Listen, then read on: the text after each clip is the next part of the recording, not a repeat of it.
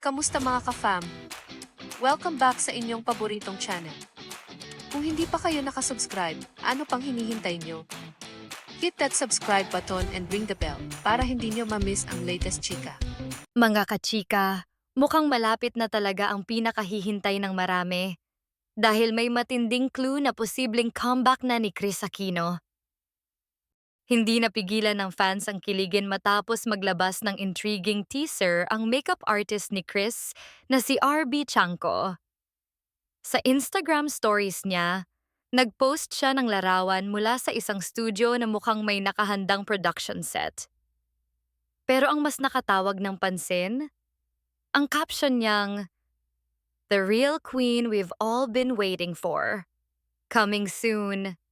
At hindi lang yan. Nilagyan pa niya ito ng letter na K, kaya naman todo hula ang netizens na si Chris Aquino nga ang tinutukoy.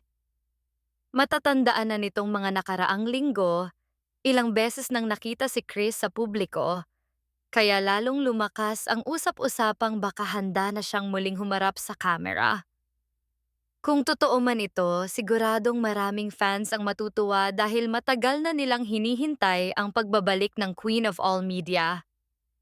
Ikaw, excited ka rin ba sa posibleng comeback ni Chris Aquino?